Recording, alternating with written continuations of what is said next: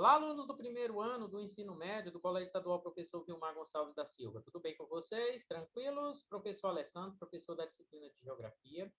Pessoal, vamos para a nossa correção aí, né, da atividade de número 9, tá? A gente fala da dinâmica, da temática aí, da dinâmica da Terra, e especificamente dos tipos de rochas, né, que a gente trabalhou nesse início de bimestre ou semestre com vocês, tá? Falando aí dos 3 tipos de rochas, das rochas ígneas ou magmáticas, das rochas metamórficas e rochas sedimentares, né? E eu passei uma atividade básica aqui para que vocês não percam o foco, né, do conteúdo aí que a gente explicou, tá bom? E a questão de número 1, ela vem apresentar para nós aí um fóssil, né? A imagem acima representa o fóssil de uma libélula. O fenômeno da fossilização só pode ocorrer em rochas sedimentares, pois, letra A, essas rochas não possuem densidade suficiente para destruir os fósseis. Não necessariamente a densidade, mas a característica mineralógica, né? Então, a letra A está errada. Letra B, são estruturas geologicamente antigas, quando os primeiros animais surgiram. A gente sabe que as estruturas mais antigas são as rochas magmáticas, e é impossível de ter fósseis, né, nos minerais das rochas magmáticas, uma vez que essas rochas derivam de alta temperatura e fusão, né, que vem do núcleo da Terra. Letra C, ocorre durante o processo de diagênese, beleza, processo de sedimentação, cimentação e compactação, né, com a formação de rochas sedimentares. Sim, especificamente voltados para as rochas sedimentares. Então, a letra C é a resposta correta nossa, tá? São as únicas rochas encontradas abaixo da superfície? Não.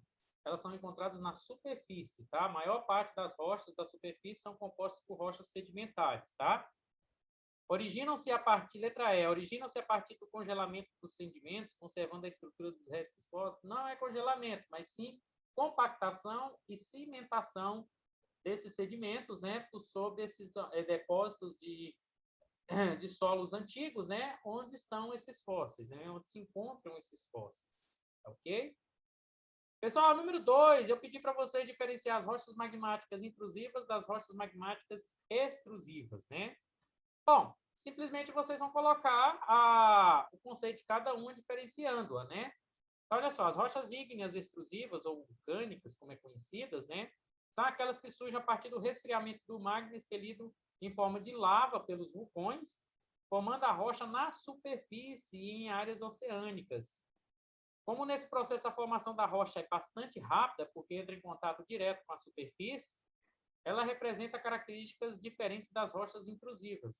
E nós temos o exemplo que é o basalto, né? Ou seja, os minerais que compõem a rocha basalto, né? Eles não são bem definidos, né? Por conta da característica, ou melhor, não são bem evoluídos, né? Os cristais desses minerais, por conta do rápido resfriamento, né? Do contato desse material que vem do interior da Terra em direção à superfície, né? E encontra uma temperatura muito mais fria, né? Bom, as rochas ígneas intrusivas são aquelas que se formam ainda no interior da Terra, mais especificamente falando para vocês, no manto, né?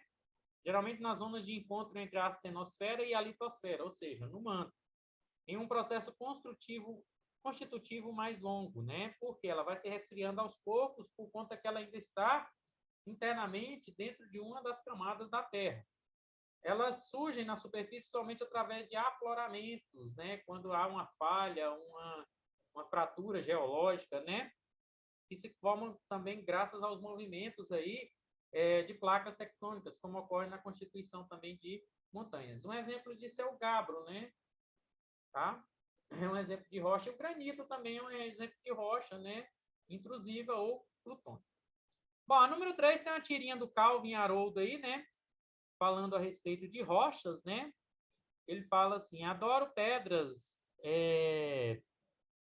adoro pedras. Essas são, né? Vamos aumentar um pouquinho aqui para que a gente possa ler, né? Adoro pedras, reza só esta. Vê como elas são lisas.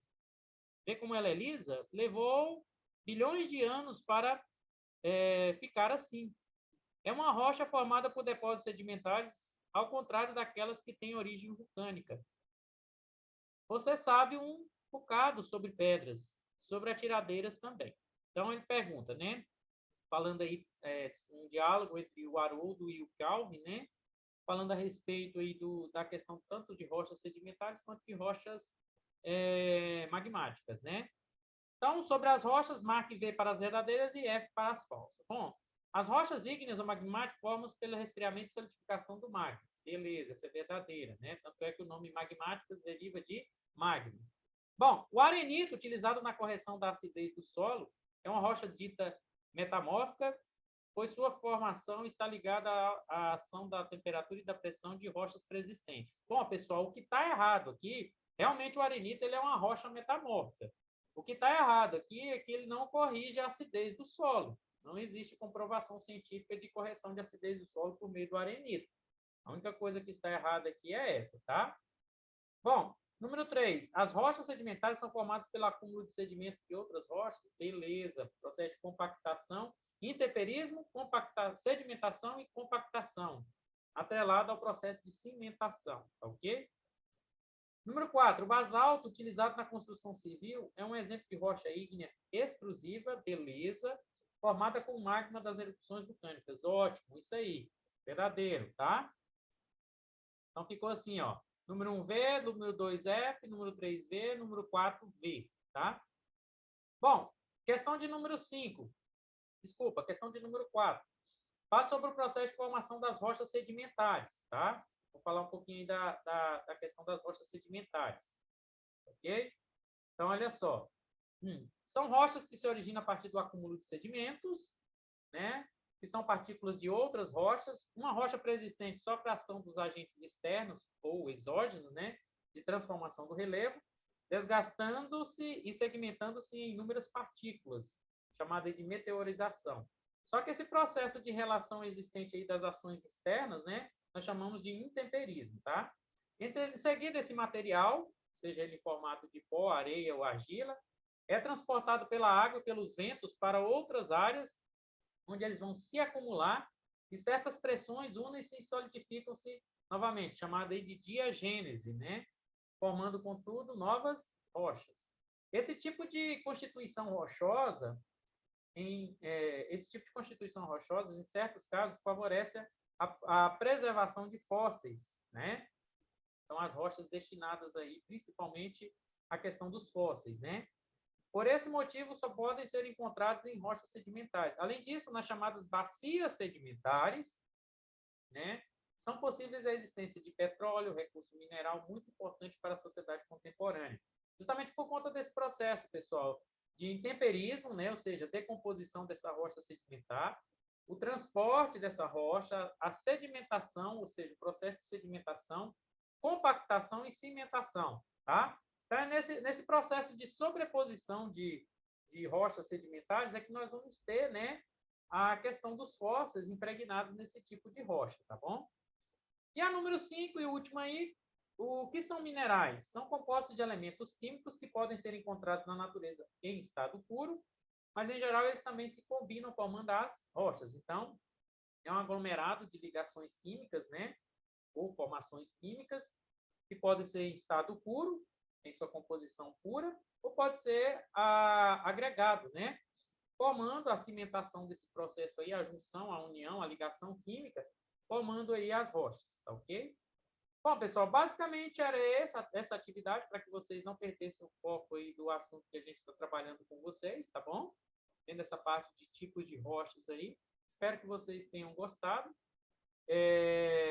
Estou aqui à disposição de forma online para esclarecer as dúvidas de vocês, tanto em relação ao conteúdo quanto em relação à atividade, tá? Lembrando que em todas as atividades eu coloco um texto para que vocês possam fazer uma espécie de revisão do conteúdo que foi apresentado para vocês, tá bom?